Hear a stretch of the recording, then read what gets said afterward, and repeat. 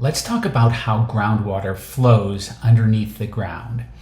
First of all, groundwater flows very slowly. As we talked about, it could be a decade or hundreds of years for the groundwater to flow from one part of the ground to the other. But in order for it to flow at all, we have to have the right type of material underneath the ground. So when we talk about this type of material, we use two different terms. One is porosity, and that's just the volume of empty space contained in the rocks. And if you've ever seen a piece of sandstone, it might look like a complete solid, but sandstone in general has 20 to 30% porosity, which means that 20 to 30% of the inside of that rock is empty space between the grains of sand. But we can have a situation where we have porosity, as is shown in this middle part here, but those pores are not well connected. So water in this area here really wouldn't have a way to keep flowing down in this direction here. We call this lack of connectivity. We would say that this rock is non-permeable. So it's different than porosity. Porosity is the empty space, but permeability is the ability for the water to flow through all those empty spaces. And of course, the best rocks, as far as groundwater would be concerned, would be if they were both porous and permeable. So they have empty spaces between the rocks, and all those empty spaces are connected so that the water can slowly flow through those rocks over years and years. When we talk about the flow of surface water, we were always talking about elevation. Streams flow from higher elevation to lower elevation, or we could say streams flow downhill.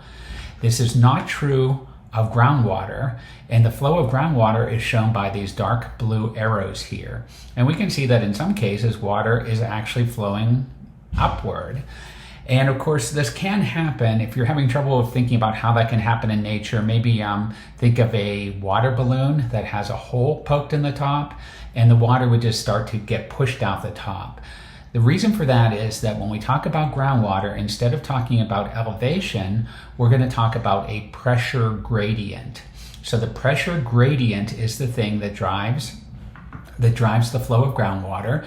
Sometimes it can relate to the height of the water table, but it also has to do with where the outlets are. So in this case here, the water that's being pulled up in this direction here, there's a low pressure area here where the stream is, and that would be where the water is flowing. But water from all different directions is all trying to flow out the same place, just like that hole in the water balloon. So this happens slowly over time as water moves through the system. So once again, groundwater follows a pressure gradient, and this can actually allow groundwater to flow in an upward direction. If you've ever been to the head of the Metolius, where the Metolius River begins, we can see that we can see an area where the water is just seeping out of the rocks. And if we look at the Metolius River after it starts to flow, as in this picture on the left here, what we're seeing is the river flows, and it flows at a constant rate, not just because the water is coming out of the ground at that one location here, but there's actually water entering the Metolius River from the bottom of the river. So just like we're seeing here, these blue arrows pointing upward, a lot of streams flow all year round, not because there's a big amount of snow that's melting right at the top of them where the stream first begins, but because the water is entering the base of the river through the bottom of the channel, and that water is groundwater that is adding to the volume of water being moved by this stream, or in this case, the Metolius River. But not all rivers are like that. When rivers are being fed by groundwater and flow all year round, we call that a gaining stream. So the stream is gaining water from the ground, and that's what we call a gaining stream. However, sometimes the water table, the top of the water table or the top of the aquifer, off to the side of a stream is lower, and that will create a pressure gradient in the other direction driven by gravity. And so the water in the stream would tend to flow out of the stream and into the ground. These types of rivers or streams might often be intermittent streams that only flow a certain time of year or after a heavy precipitation event, and would not constantly flow like one that's being fed groundwater from the water table.